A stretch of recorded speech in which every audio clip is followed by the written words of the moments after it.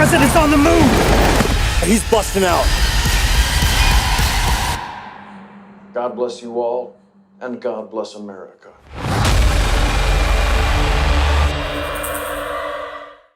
Nice Prada glasses. Thank you so much. Very fancy. So, are you enjoying Brazil? Oh my, well, I just got in yesterday, so I haven't been here that long, but my first day was like the best day ever. I went to like the best restaurant in Sao Paulo. Oh, that's nice. And then Wagner was having like a get together with some friends, and it was just like amazing food, drinks, dancing, music. It was everything I wanted. You should stay more here. I know, I'm trying. And can you tell me a little bit, how did you prepare yourself to play Jessie?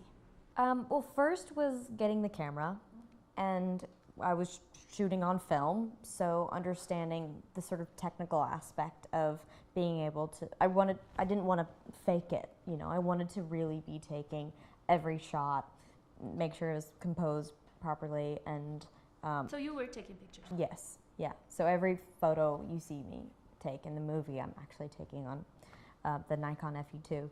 It's always fun when you get to sort of do research and learn a new hobby, and it's something that I've taken with me after wrapping the film.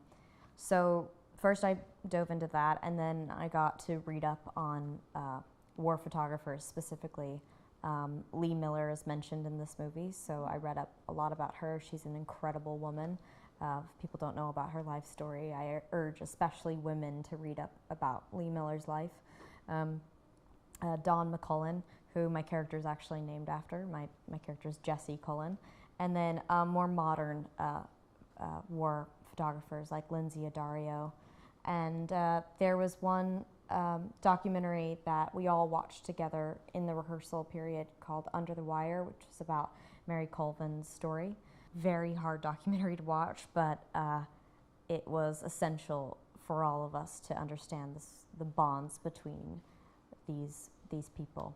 And the movie subject matter is very heavy and dense. How was the mood on the set? It was a roller coaster, you know. There certain scenes you had to be in it. You had to be in the zone, and it was very tense and intense, and you know, it wasn't easy. There was no off day, but the chances we got to unwind, we definitely did. We'd play music in the tent, we'd order fried chicken, we'd dance a little bit. You know, Stephen McKinley Henderson would tell a story from back in the 70s doing theater. You know, we are all instinctively lighthearted people, and I think it was so nice to have each and every one of those cast members, because we really leaned on each other the entire process we had to, and I was very grateful that they all sort of took me under their wing. And which one was the hardest scene to shoot? The mass grave scene. I mean, right there on page when you read it in the script, it's the turning point into the third act. That third act starts, it never lets you go, and that scene specifically was just, you know, the lines that are said that specifically that Jesse Plemons is saying, they're so unnerving and uncomfortable. And a terrible scene. yeah, we shot it for 2 days in a row, and by the end, you know, it's just inevitably going to get under your skin. But yeah, that one was the most difficult for all of us. And as a Brazilian, I'm very happy that Wagner Moura is in this movie. I want to know how it is to work with him for you.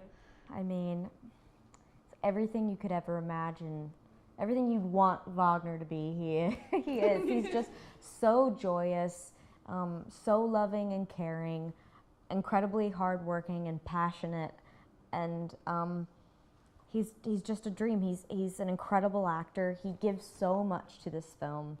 He's really funny. He sort of adds levity to this into the movie that we really need, and he was just like a big brother on set. Like, he was so loving. Like, if you ever were in a bad headspace, you just go and get a Wagner hug, and then your day was okay.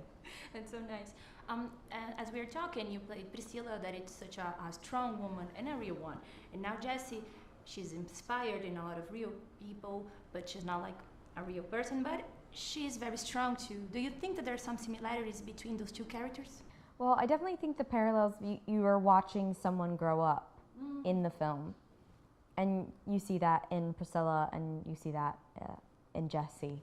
And I don't know what that says about me. I think in your early 20s, you're learning a lot and you're going through a lot of different phases and you're growing up a lot in your 20s. So I think I learned something from each of those characters. And you're sort of watching me grow up in real time, especially in this movie, in Civil War, which is really special. The last scene.